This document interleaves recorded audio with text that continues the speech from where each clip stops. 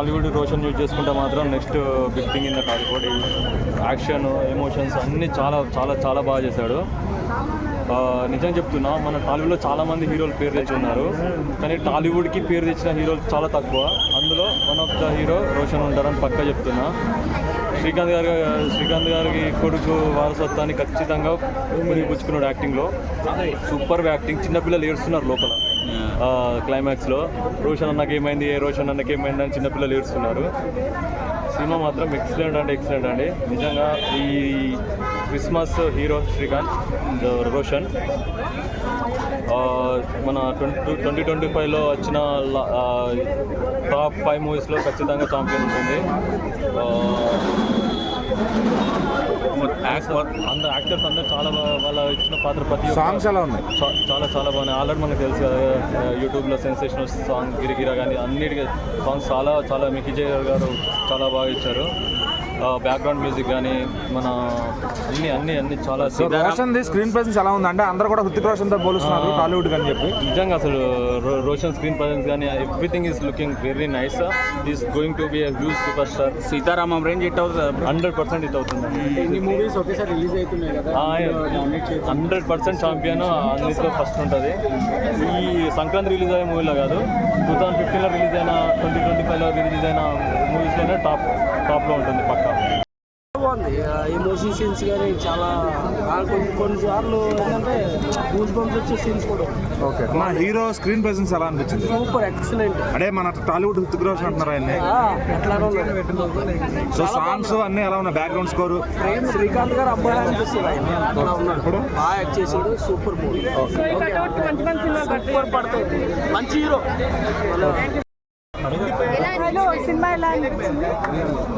నాకైతే చాలా నచ్చింది.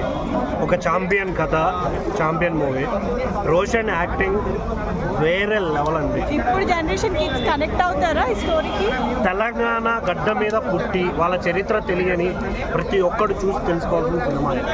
ఎందుకంటే మన సిచ్యువేషన్స్ అప్పుడు ఎలా ఉన్నాయి, ఆ టైమ్ ఆఫ్ పీరియడ్లో ఎలా బతికారు, ఎలా బతికి మనల్ని ఇంతవరకు తీసుకొచ్చారు అనేదాన్ని చాలా బాగా చూపించారు.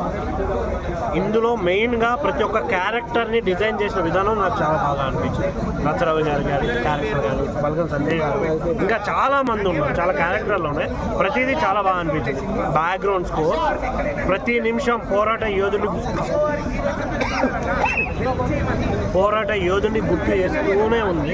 చాలా చాలా బాగా అనిపించింది. ఖచ్చితంగా చేసింది. చాలా ఈ సినిమా తర్వాత హీరోకి మంచి భవిష్యత్తు ఉంటుంది అనిపిస్తుంది యాక్టింగ్ పరంగా. ఈ సినిమా లాంటి సినిమా మళ్ళీ చేయకపోవచ్చు, బట్ ఈ సినిమా ఒక ఛాంపియన్ గా నిలబెడుతుంది, అదైతే చెప్పగలుగుతా. సో హీరోని ఇప్పటికే ఆల్రెడీ టాలీవుడ్ హృతిక్ రోషన్ అంటున్నారా, అరేంజ్ అనిపించిందా? అంతకు మించి బ్రో, చాలా బాగా. టాలీవుడ్ లో ఇలాంటి కట్అవుట్ చాలా కొన్ని ఉంటాయి, అందులో తన రవి వాళ్ళు ఎట్లా చేశారు?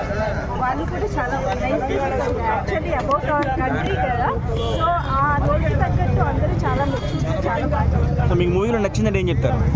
Actually, we don't know about how our soldiers saved our country before. They showed us in the movie very nicely, sir. అంటే చాలా మంది తెలియదు how they sacrifice their life అని, but in this movie clearly showed us. So we are very impressed.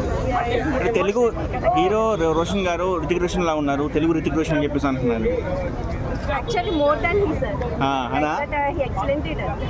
ఈ cinema తర్వాత మంచి భవిష్యత్తు ఉంది అనుకోవచ్చా హీరోకి? Yes sir, 100%. Actually we are like his father, we are seeing his father in him, and more than him he is very well actor and maturity. Song ఎలా ఉంది? గిరగిర సాంగ్ ఎట్లా ఉంది? చాలా బాగుంది sir. we are very happy to watch it. So final గా Christmas కు champion ఇట్లే అనుకోవచ్చా ఎలా madam? yes sir, it's a champion movie. So మీ అబ్బాయిని కూడా ఛాంపియన్ చేస్తారా మరి? definitely sir.